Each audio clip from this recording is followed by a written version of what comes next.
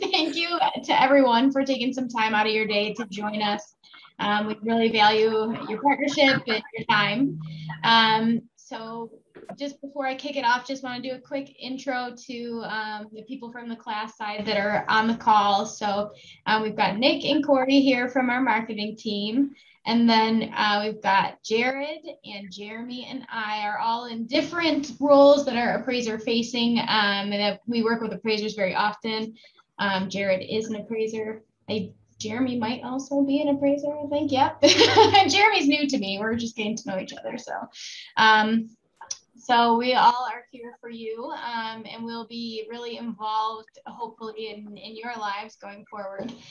So if you don't know us, you will certainly, I'm sure, get to know us.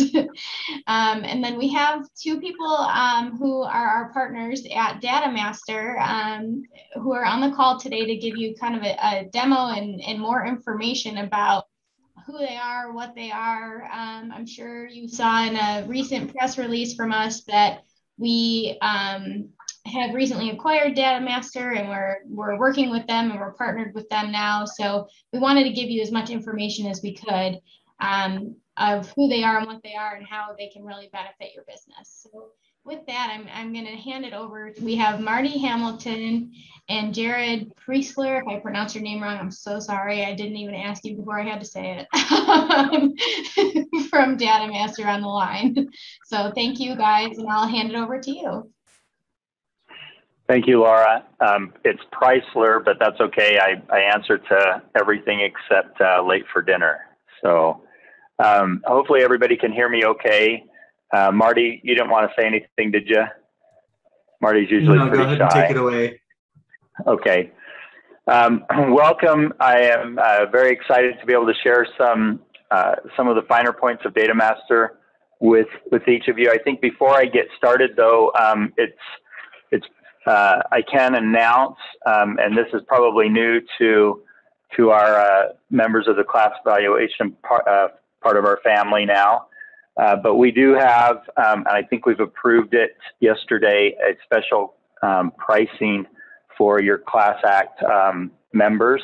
So there's some special pricing you want to get with us afterwards. Get with Marty.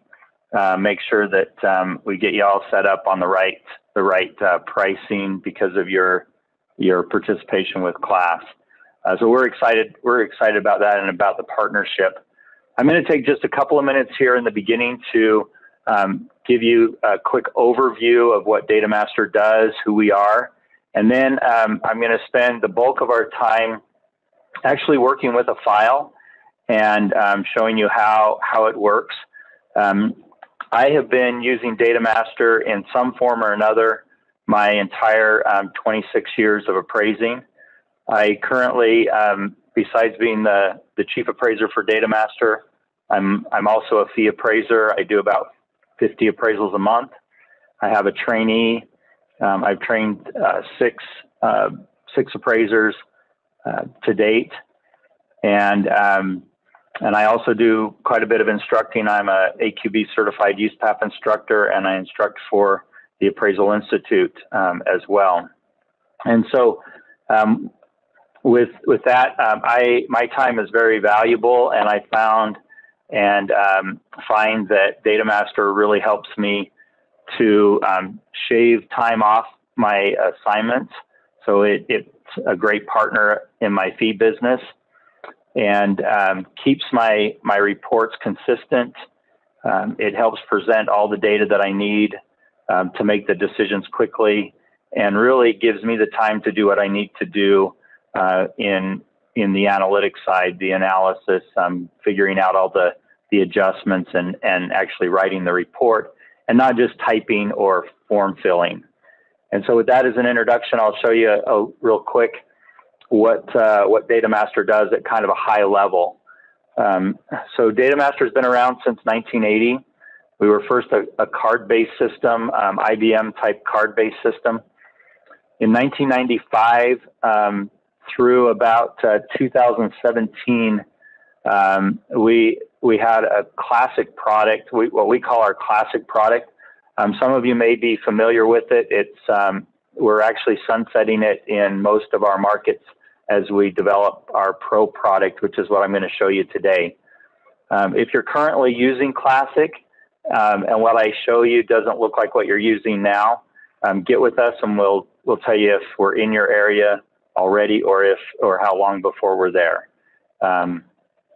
So we have direct back-end real-time access to your MLS data.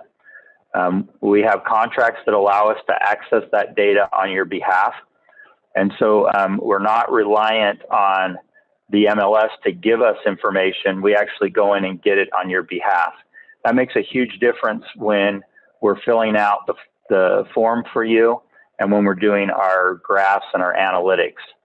And so next, we provide direct access to multiple nationwide public record databases, including physical characteristic, ownership, transaction data, taxes, and plats. You can, I think our plat database is pretty robust. We actually have 2 sources, nationwide sources, to draw from for plats. And I think you should know that our plats are pretty inexpensive. I think they're 87 cents a plat, which in my market is cheaper than what I can get them from the county assessors for. We have some enhanced market analysis tool that we're going to show today, including the ability to compare 2 markets side by side. We have 28 graphs that are included in that. We also have smart field comment or smart field, what we call smart field technology, and some templating where you can create comments based on 98 different data tags. So as you pull in different data, those comments will adjust based on the data that you pull in. That saves me a ton of time when I'm doing my summaries and my reconciliation. We also have a market or time adjustment support tool. We're not really going to talk much about that today. We won't have time, but we'd be happy to share with you how you use that tool. It's one of our web-based products. So we also have a comp tracker product, which is a USPAP compliant appraiser controlled comp database. This is, and I'm going to show you some of that. It's a fully interactive database between you and your peers. It's not anonymous, so you can see who used that comparable, which report they used it in, but it is based on appraisers that you choose to affiliate with or associate with. Built into our unlimited subscription is tracking your own comparables, but there is an additional cost if you're interacting with any of your peers. We automatically archive all the data to your digital work file so that you stay USPAP compliant. That includes all of the Mls photos, the agent remarks, the ownership records, document numbers, dates, listing history, quality, and condition ratings. So everything that you rely on to verify and clean up those comparables in your subject property, we will archive automatically for you so that your work file is compliant and complete. And I'll show you how we do that. So the first thing that you're going to do is, this is kind of an overview. The first thing that you're going to do is the search in your MLS just as you normally do. So I like to start with my neighborhood. I'm going to build either a map, I'll build the criteria. You know, if I'm doing a 1950s home, I'm going to put in the age range, the location through a mapping, the number of bedrooms and bathrooms, all of those different things. I do that exactly the same as any of you would in your MLS. Once I've selected the properties for both my neighborhood analysis or my market analysis and my comparables, I create an export file in my MLS, and then I give that export file to DataMaster. It's very simple to do. I'm going to show you how we do it. Once DataMaster has that file, DataMaster reaches out to 2 different databases. One is our public records database, and the other is your back-end MLS database, which is sometimes referred to as a RETS database. This is different than the IDX database that the real estate agents use to to power their websites. Well, once we get it there, we grab the information from those listings that you've given us through the export file. We import them into DataMaster, and when we do that import, we process the data. We combine it with public record, we prioritize it, we can customize it so it looks exactly the way you want it to look. We format it, and you're going to see how that works once it goes into DataMaster. Once it's there in DataMaster, you can edit it. You can do some of your analysis with it. You can make your determinations for quality and condition, for location and view. You can clean up any of the data, any of the missing information. Some MLSs, for example, they don't have the total room count. And so I have to add that in, the total room count in. I count those rooms and put it in. Some of them may not have access to some of the features, and so but quickly you'll figure out which features, which lines you need to pay attention to, and which ones come in automatically. The other thing you do in DataMaster before you send it to the report is you're going to do your deed verification, and I'm going to show you how we do that. It's very simple. It takes just a few seconds to do all of your comparables.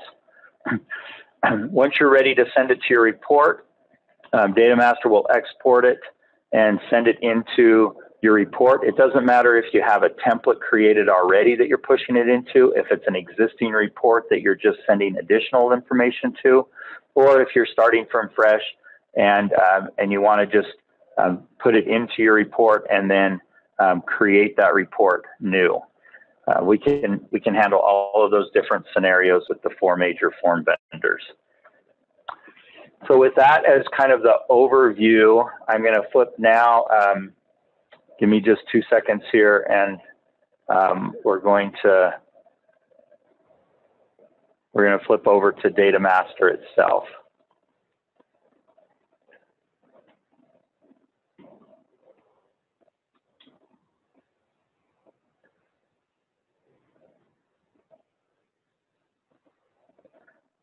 Can you guys see the DataMaster screen now, the home page? Okay. Yep. Okay, thank you. So this is what the home page looks like. I'm going to point out a couple of features here, sections. The first in the upper left-hand corner is our property search feature. I can search for a property by address, by assessor parcel number or APN number, or by MLS number.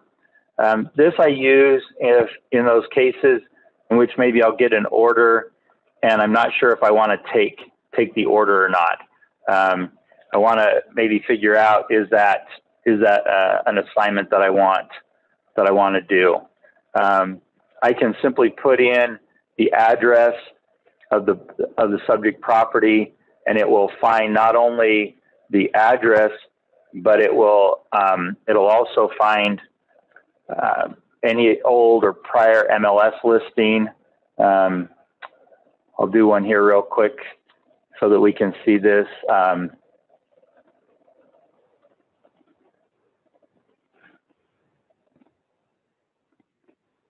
This is in Weber County. 84414, I believe. There's some key things that we need to get right here for us to find the address. Zip code is important. City is not as important, but if we do a quick search, it's going to go out and it's looking for all the properties that match. It found this particular one. I'm going to highlight it and to use it as the subject. I can create, so I can start from here and I can create a file, or I can just say, I want to just look at this one. This is just going to be maybe a bid or a test. Jared, it looks like Margaret has her hand up for a question. Oh, sure. Sorry. Thank you. I am not paying attention to that. It's on my other screen. Margaret, let me see. Can we Can we unmute and have her ask it, or do we chat? Let's see here. I think I can allow. There you go, Margaret. I think you should be able to talk now.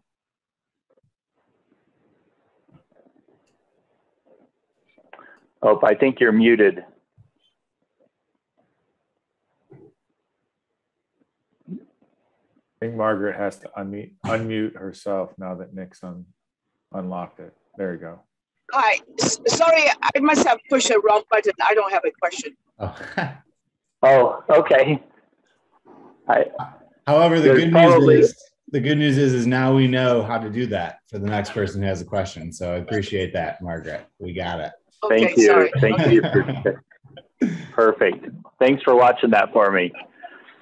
Okay, so on that home page, we can search and we can find all of the different address. And really, even if there's not an MLS number, we can find that property. So that's one area. Below here, you can see all of my most recent files that I've done. There's also a place for you to store those files locally, so you can put them right on your own desktop if you want to keep them there. We do not archive. We don't store any of your data except your customizations. So you'll have complete access and control over this file, which I think is very important for when it comes to the question of the USPAP, am I USPAP compliant, and where my work file is. So you can put this up in the cloud. You can put it on a OneDrive. You can put it on your local drive. You can put it on a zip drive. It doesn't really matter where it is, as long as we have access to it. So the last part, or to launch and get going on a file, we're going to create a new work file. And I have a particular system that I use for my work files. So you would use the same naming system that you use in your system. If you use the APN number or the combination of house number and last name, however you do that, you're gonna use that as your file number. You're gonna then select the form that this one happens to be an FHA 1004. You can choose your form software. We'll remember whichever software you pick, and we also will remember who the appraiser is. So if you have an office with multiple appraisers, they can use this. We'll just keep track, and that keeps track of my license number and everything. So we're going to create this file, and the first thing that I'm going to go to is the subject. And let me see, I'm going to show you how we add the subject with an APN number. This one happens to be a property that I did a couple of weeks ago that was for a purchase. So it might come in as a closed sale now. But by just simply typing in the MLS number, I get a lot of information about the property. I don't need, or by the address, I don't need to be connected or logged into my MLS. DataMaster has access on your behalf to go back in. You can see that we brought in the legal description. We found who the owner was, the county, the taxes, the census tract, the map reference number. I have set, or I formatted it to be the first portion of the APN number. That's what I use. I also want my neighborhood name to be the subdivision name. And so I formatted that. So every time it comes in, that's one of the things that I customize. We can see some information about the site, the electric, gas connection, sewer, water. We have the area, the site area. In this particular case, we didn't get any dimensions. It's probably not available in any of our data sources, but zoning did come in. If I want to know where any of this data comes from, I simply right-click on the field and ask the data source, and it will tell me that that zoning came from the MLS. So I probably want to be a little careful if it's coming from the MLS. Public Records was probably silent on it, and so maybe I want to double check that the zoning there. We got some information about the improvements themselves, the structure. It was built in 1985. It's a multi-level, it's detached, has some basement square footage, basement finish, has central air conditioning, forced warm air. All of this information came from one of our data sources. It either came from either from the MLS or from the public records at this point. We don't have any information about the contract because that wasn't available publicly. So it's normal for that to be blank. I can bring in, once I start bringing in my market analysis, the subject or the neighborhood analysis, neighborhood section is going to start to populate. Also, we brought in all of the photos that were with the MLS. So these all came in. I'll tell you that in my MLS, it's a lot easier for me to look at the photos here than it is in my MLS. In the MLS, it's a little bit more cumbersome. But I have all of the MLS photos for this particular, for the subject property. I also have my MLS sheet. We try to replicate it as close to how your MLS will look. I could also get the listing history at this point. I personally don't want it to default to pull that in. It just takes a little bit more time. But by clicking and selecting the button, get listing history automatically, every time you put a subject property in going forward, it will bring in the listing history. One of the nice things about DataMaster is these windows are all independent. And so I can be doing other things as it's processing. So here's an example of the listing history for this property. It looks like it was listed November 1st. Original list date was August 22nd. It closed on November 1st. It also was listed back in 1997. This demonstrates for you kind of how powerful our access to your database, to the back-end database of the MLS is. If the MLS has kept all that history, we're going to be able to find it. And I could actually type that MLS number in and pull up everything from that prior listing as well if I wanted to. So we're going to go ahead and close that. I'm now going to bring in some market information. So I'm going to go maybe a little backwards from how you might normally process. Also, I want to mention here, I'm going to show you a lot of the features of DataMaster. When I'm doing an actual report, and the reason I mention this is it might look a little overwhelming because there's a lot to process. When I'm actually doing a report, I probably spend about 10 or 15 minutes in DataMaster. That's all that it takes. We know some appraisers that may only use DataMaster to move their comparables. They do their market analysis somewhere else or with a different tool. Some may not ever use the subject tool or the subject portion. We can help you with whatever your workflow is. We can accommodate and we can augment or become helpful in your workflow. You don't have to do it this way. All of these are independent processes. I can slip back and forth between any of them. But the way I'm going to show you today is kind of the way that I do it. It's the way I'm most familiar with. I delineate my market first, and then all of my comparables come out of that market search. So I've already created a couple of export files in my MLS, just like I showed you in the PowerPoint.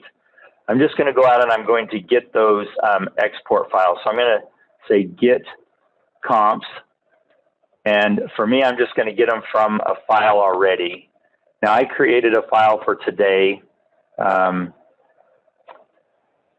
Let's see where it went.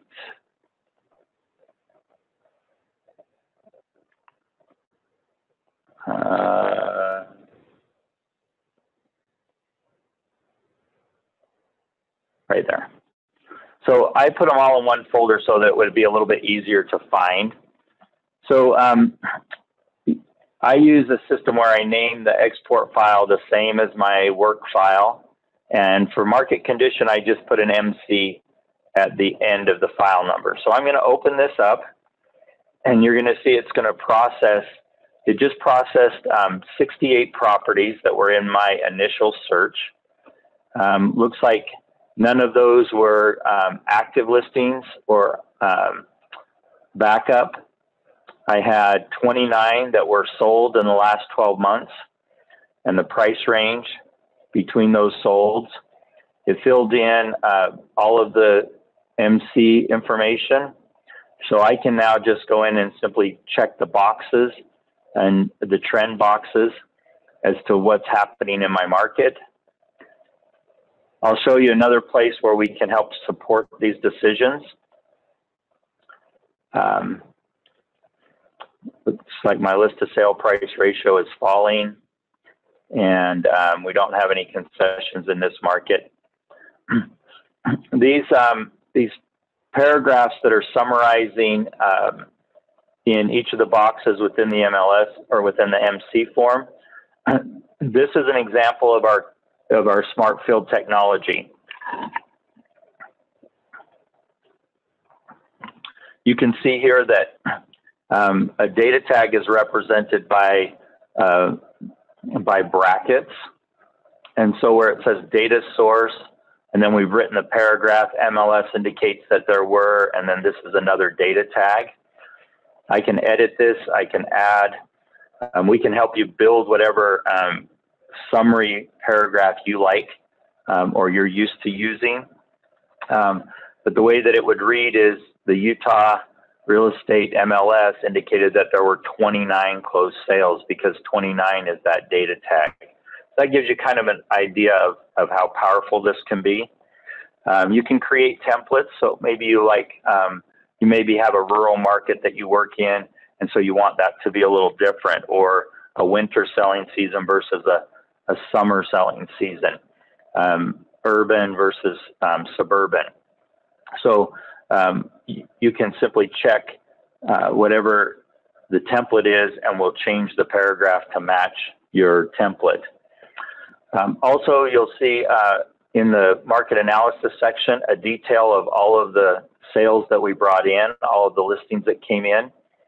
And this is very helpful, especially since we can tell you during what month period or which time period that property was either a sale or a listing, if it went across different time periods. I can also bring in comparables into my grid from this part as well if I wanted to do all my comparable selection here. We can move different columns around for you. You can look at just the 0 to 3 month set of data. We bring in quite a bit of information, style, location. If there's a column or a field that you're not seeing that you would like to see, please let me know, and we'd be happy to put that in our development, in our enhancements. Many of these fields were created, or these columns were created based on appraiser requests and interaction. There's 28 different graphs. I use 9 of them in my reports. You can add graphs. It's pretty simple. And we'll show you how those come into your report as well. So that's on the market condition side. If I want to use this on my neighborhood section, you'll see that we've populated all automatically based on the data that you gave us. I can amend this. So I brought in 2 years worth of data. So the 1 unit housing reflects that 2 years of data. But if I want to do just the last year, that would be this 302. I probably would say this is 300 and maybe up to 525. And then I can look at the median amount is somewhere around 400, maybe 410. I like to round these off personally in my workflow, but it's pretty easy now. I have support for what I'm reporting. You can see all of the support for this in our summary section. Here's each of those sales plotted on a graph over the period of time. For me, it's 2 years. I can also do a month to month and see the number of sales per month, the median sale price. These are all based on median amounts, the days on market, the price per square foot, and the median GLA, age, lot size. We can also tell you the transactions by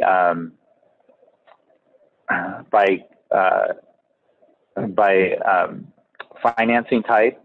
So the blue here is those that had conventional financing, FHA financing, VA financing, and others. And then also not only by transaction, but by total sale price within the past. These are based on 12 months, not on the 2 years. As soon as I'm going to come back to this in a minute, as soon as I put comparables in, and you're going to see that the comparables will populate as red diamonds. And so you can see how your comparables fall along your linear graph, here. So we can also bring in some neighborhood comparables. So the subject property that I'm doing, it's a very it's a split entry, but maybe some of my graphs have some holes in them. I don't have as much data as I would really like to be able to trend with. You can see from my graphs that I'm missing some months where there were actually no sales, and maybe I've got a lot of volatility going on here because I've only got 1 or 2 sales in each of these months, and so my data is not really super great because I only have 29 sales in the whole time period. But one of the ways that I can further expand my analysis is maybe by looking at the entire neighborhood. So what I did on the entire neighborhood was I brought in all of the sales within the geographic boundary, with the exception of townhomes, condominiums, manufactured homes, mobile homes, and really high-end homes. And so I eliminated those. And now on one side is my competing market. This is what the subjects market looks like. And here's what the neighborhood graphs look like. And I can see that the holes are kind of filled in. And my neighborhood was increasing. 2 years ago, we were in the 225 range, 226 range. And now this neighborhood is up into the $365 per square foot. Kind of fills in and gives me a little bit more comfort in my trending decisions. So as you're looking at this, you can change all of these colors. If you don't like the red and the orange, or it might look like, or blue and orange, might look like red on your screens. You can change these colors to be however you would like them to be. I like the graphs that have multiple data points in each graph. So I'm looking here at list and sale price together. We also, on the right-hand side here, have an annual comparison between my competing market and my neighborhood market. So I can see that 13 to 24 months ago, we had 32 sales. The last 12 months, we only had 29. So we've got a little bit fewer sales. But my median sale price went from 296 to 385. So that's an increase. My list to sale price ratio was stronger in both neighborhood and market. My days on market went from 6 to 5, and in the neighborhood went from 12 to 6. So all these are the key indicators of things that you need to look at in order to make that trending decision. And all I simply did was pick those in my MLS. I put the file in. This neighborhood file had 11 properties in it. So quite a bit more data to fill in. Some of your MLSs will require you to do multiple exports to get all the data you want, and we can help show you how to do that. And DataMaster can automatically bring in as many export files as you need. There's no limit to the number of files that we can import. We can see it also has its own summary. You can look, and all of this is archived for you. Again, graphs for the neighborhood section as well. So there's a lot of very helpful information here. Support for when you're filling out the top of page 1 and in your on the 1004, any of the forms that you do. The next thing that I'm going to do is add some properties, some comparables. So I selected 6 comparables when I was doing my original search in the MLS, and I created a separate export file for those. I'm going to bring those in now. It's going to take just a little bit longer because it's doing a little bit more detail on the comparable grid than it did on the market analysis grid. So it'll take just a second here, but you can see it's translating the data. It's bringing it in from public record. So not a long time, but here we have 6 comparables. And you can see how full the report is. The grid is filled out quite a bit. Even the basement square footage, if the MLS said that there was a walkout basement, we have walkout, we have interior. And sometimes you don't see this on your MLS sheet, but because there's a back-end field for that, and the agents fill it out when they do the listing, we have access to that, and we'll get that field. So, for example, in my MLS, in the basement, we get the total square footage, we get the finished square footage, we get the type of exit is a daylight, and then we've mapped that that type. We can also get floor grade if they the location if it was filled out. Where with public record, I just get one data point, not all of these. So that's an example of how the data looks and how robust it can be.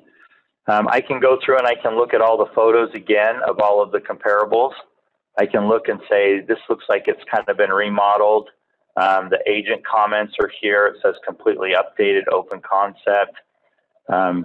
This property is probably a Q4, but it's in pretty good shape. Looks like the bathrooms have been redone, the flooring's redone. It's very nice. Has a great big deck, manzaneered roof. I'm probably going to call this either a C3, probably not a C2 because it's 49 years old. And as soon as I save that, you'll see that it populates in the grid, my Q4 and my C2. And I can do that with each of the comparables. I can clean it up here, or I can clean it up in my form software, either one. And next, I'm gonna show you the location and view. So the way that we do this is just clicking on our map icon, and on one side here, you're gonna see we have a Bing overview, overhead view. I can look at it as a road. I can zoom in and out and see maybe if it's on a busy street, what it happens to be. And then on the other window here is the Google Street View. And I can click and I can actually walk up and down the street. I can look at this property from different angles. I can see what's across the street. Is there commercial? Looks like this is pretty much a residential street. So I can then go in and select neutral residential. There's nothing really fancy about this. The agent said mountain view. And so I can correct that. And I really don't need to have the other view come in. I just want it to be neutral residential. Again, we bring in the agent comments, because often in the agent comments are where you're going to get some of your information about the location and the view.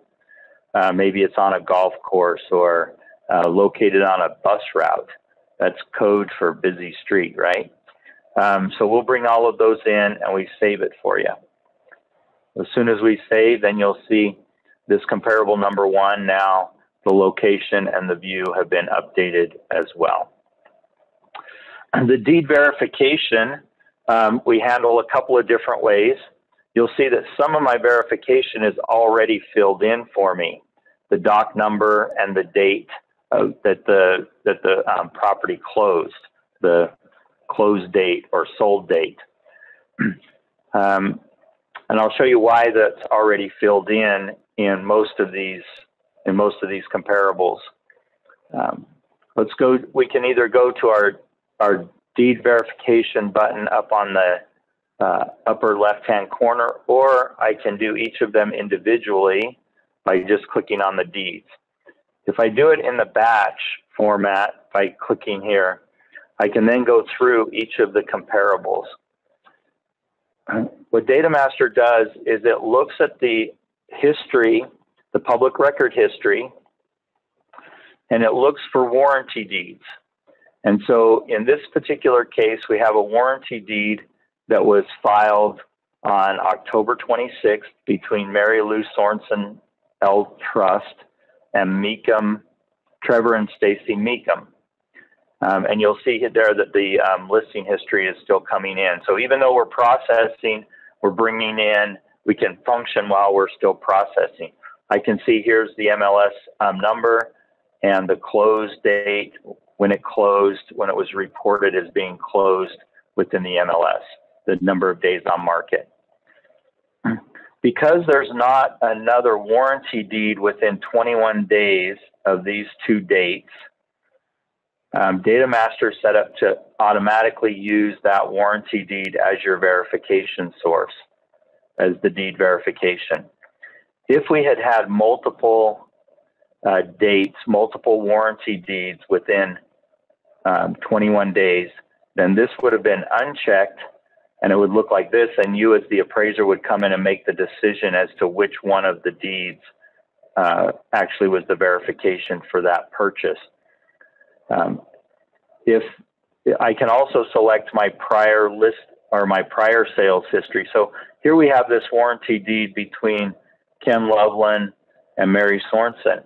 If this was within 12 months, I would select it as my prior transaction, and I'll show you where that shows up.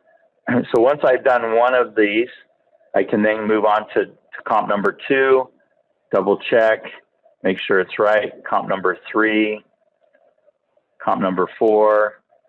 Ooh, we have a warranty deed here. Now it looks like this was probably a refinance.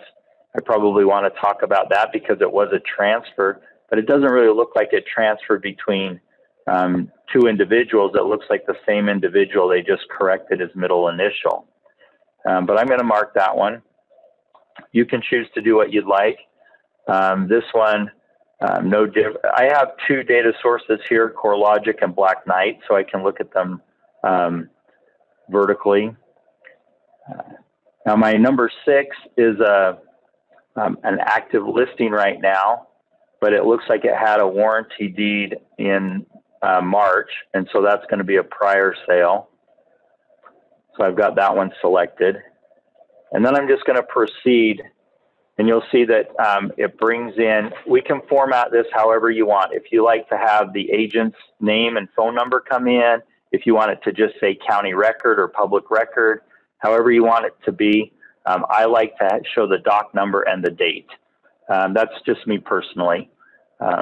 You just have to have it from a third party, disinterested party.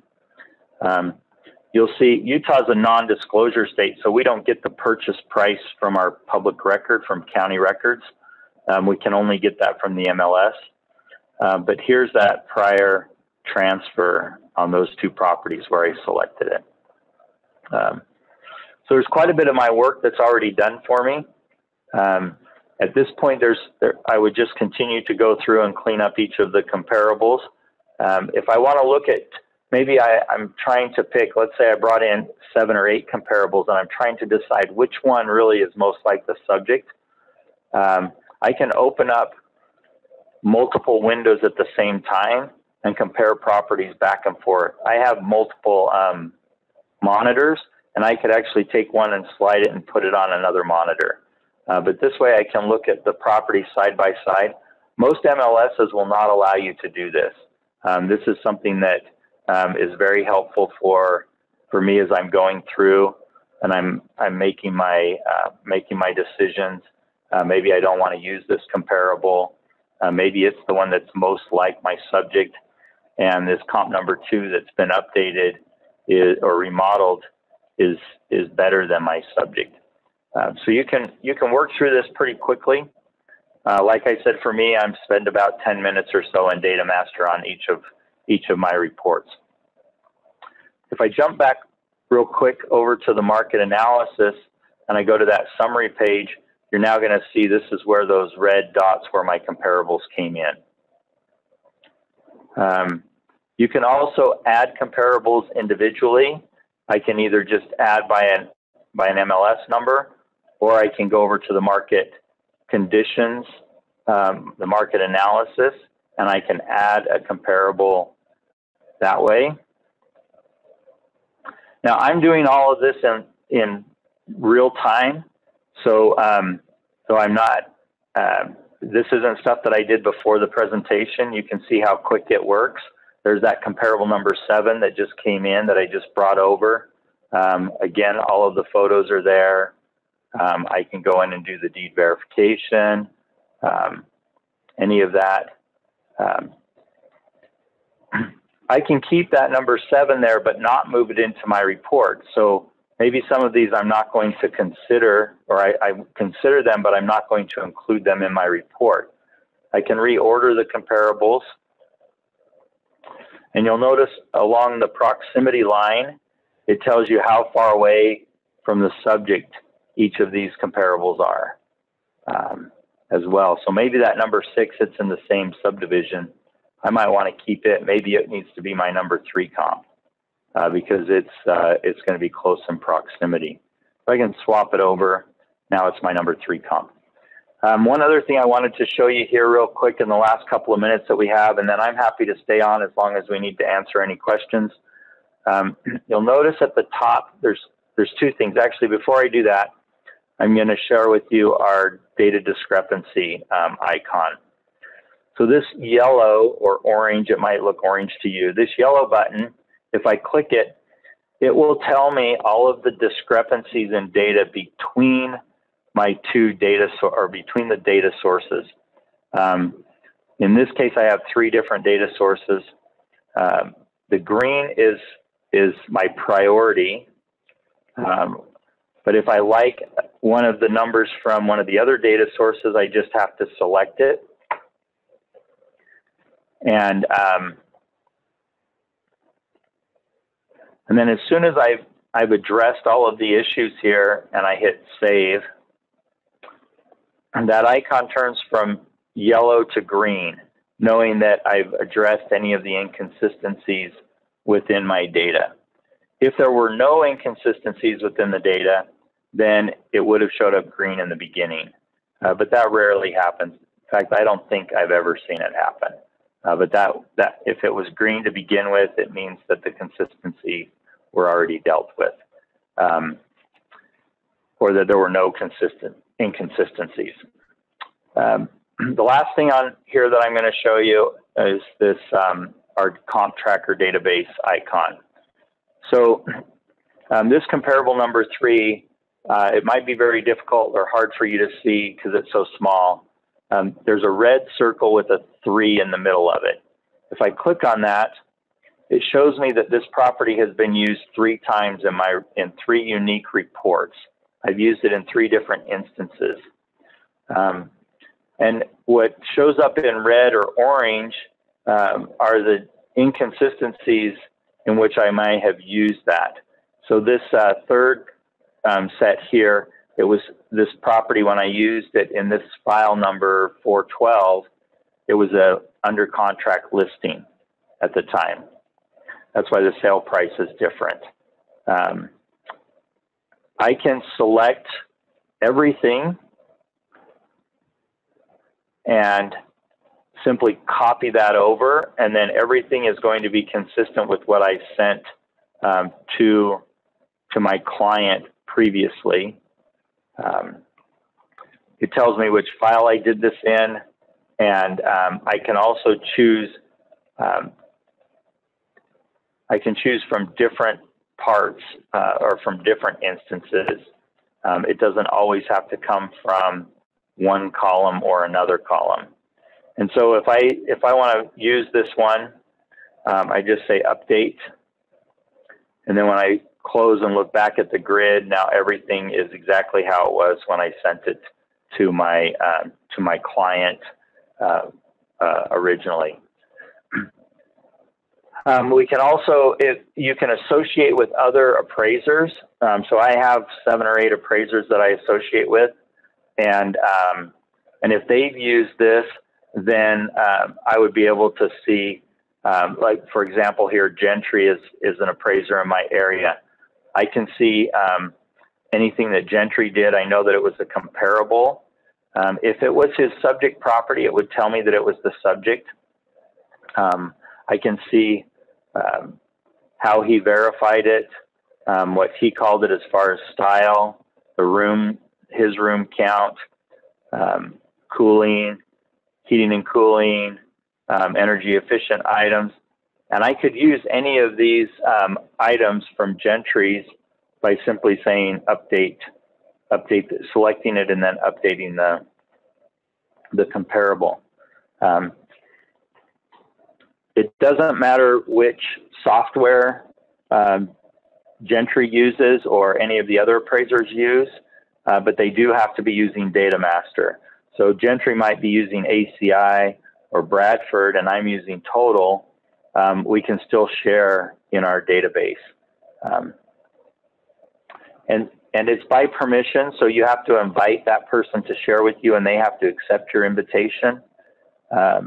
There are some things, if it's an assignment result, we're not going to share that. So you have the ability to say what you want to share and what you don't want to share. All of that is at your control and is USPAP compliant. So one last thing quickly here. Let's say I've got everything cleaned up. I've got it all the way that I want it. I'm going to go to review and send. I don't want to send in that number 7 comparable. I want to keep it in my work file, but I'm going to send these others into the report. So now I've selected the ones I want to send. I have everything. DataMaster has kept track of everything that we did along the way, all the discrepancies, all of the listing history, the agent comments, deed verification, all the ownership changes for all of my comparables. It's all in a text format. I can copy that and bring it into my report if I want to, or I can select and copy parts of it and bring it in. If I want to talk about maybe that prior listing, I've got it all in one spot and I can go and get it. Once everything looks good and I'm ready to send, then I'm just going to hit send to report. And at that point, it comes out of DataMaster's hand and it becomes whoever your form software is, we will start putting it into the form software. I'm going to import this into a blank form so you can see how it comes in real quick. So in total, I can create a new report. I could merge it into an existing report, but I'm just going to put it into a brand new one so that you can see how quickly that happens and how much gets filled in.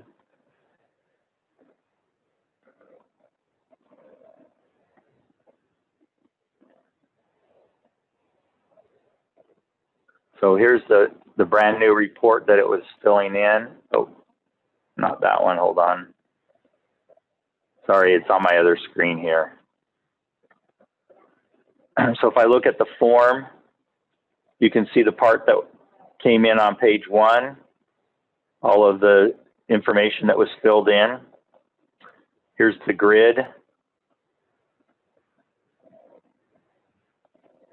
Here's those graphs. The 1004 MC. So all my paragraphs came in.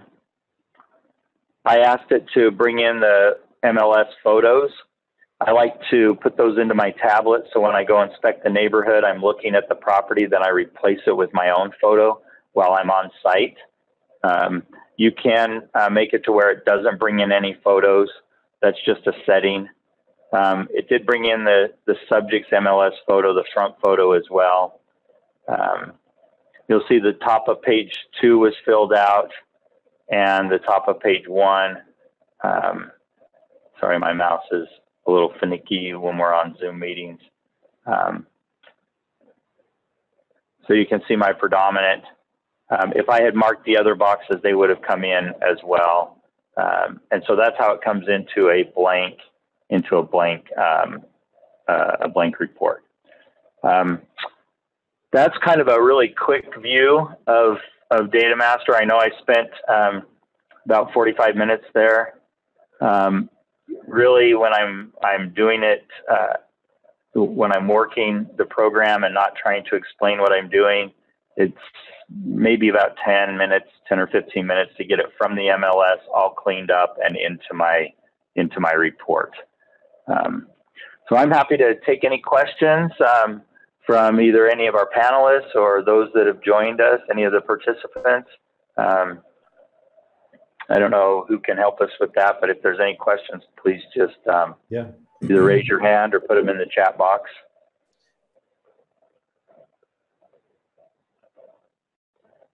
Yeah, I was just gonna echo that, Jared. If you can, feel free to use the chat box, or if you raise your hand, we can add you to be able to speak as well. So, and as we learned, you then have to unmute yourself, but we can do that. So.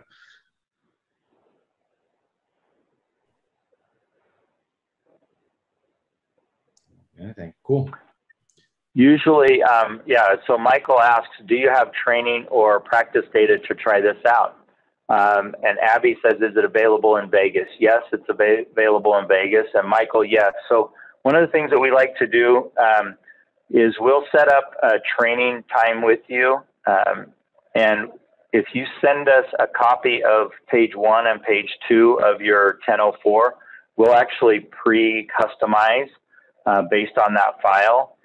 And we even have folks that will bring a file with them that they're working with, that they're working on at the moment. We call that our earn while you learn. And we'll walk you through the whole process as many times as you need. Support is unlimited. And really after 2 or 3 times, most appraisers are up and running on their own. The customization takes a little bit. I've been doing it for a long time, so I customize my own. When I want to make a change or a tweak, I do it myself. But most appraisers, once we get through a couple of reports with them, they're all set up, and most of them don't make any changes to their customizations at all. But yeah, we can help you with that training. We also have videos that are available and for each of the different sections. And then I can help, but we have a great team of customer support and onboarding folks that can help you in your area. Great question. Thank you, Michael. Yes, Central Florida Stellar is one of our markets. Marty, correct me if I'm wrong, but I'm pretty sure I actually taught a class that was in Central Florida. So. Yeah, I believe so, but for sure in Stellar we're available.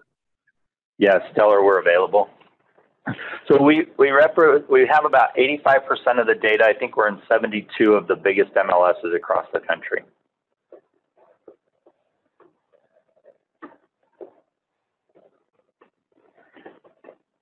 And don't forget to ask for your special class act pricing. I was just about to say that, Jared. So we can, we'll send out, obviously we have all of your contact information for everybody who joined today. And we'll get with Laura as well on the appraiser relations side and pull all of our Class Act appraisers together and send out an email with all that information to get you guys set up with special pricing, give you instructions on all of that to make sure you can get on that list. So. Yeah, so Michael has another question here. Does the data get saved so that you can come back and edit the analysis? Yes. So as soon as I hit that send a report, this was all archived. All of this information is here archived. But if I wanted to come in and look at it, make any changes, for example, let's say that in my research, I found out that there were some properties that were REO properties that were not reflected in my MLS, and I wanted to update that and get the right percentages. Let me go into my competing market section. This will be a good example. Right now, it tells me that there are 0 foreclosures or REO or short sales. But if I know that that's not the case, I can come into the grid and I could actually edit it right here and say, let's say that this one was an REO. When I save that data,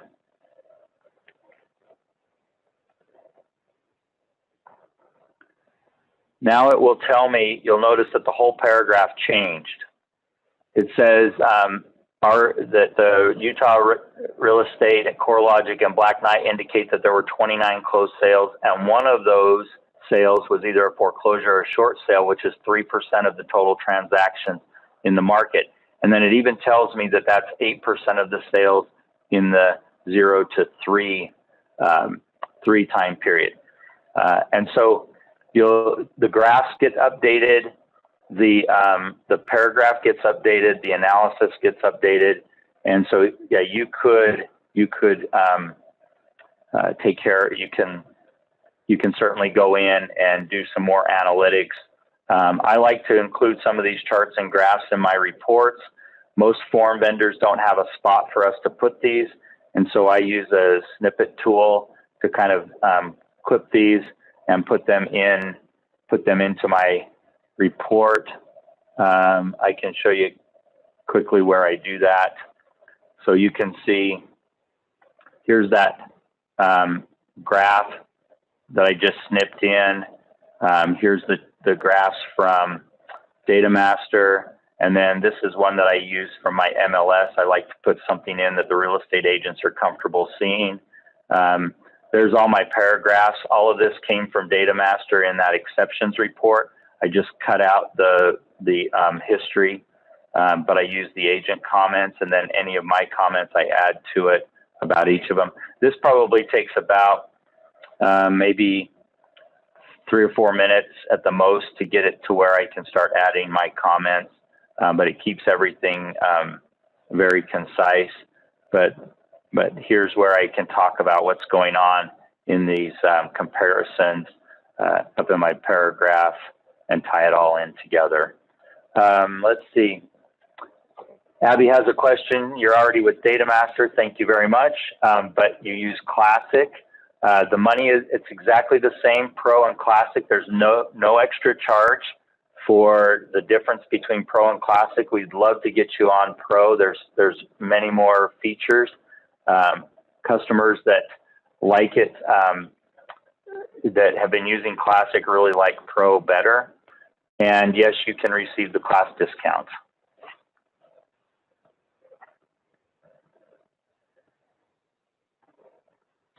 I think that's all the questions that we have. Anybody else have any questions? Obviously, if you guys have any questions that come up later, if you think of anything, feel free to reach out, and our team over here would be happy if you reach out to DataMaster if you already connected with them, or if you want to reach out to any of your folks that you talk to over here at the class side, we'll be happy to connect the dots and help you out there as well. So.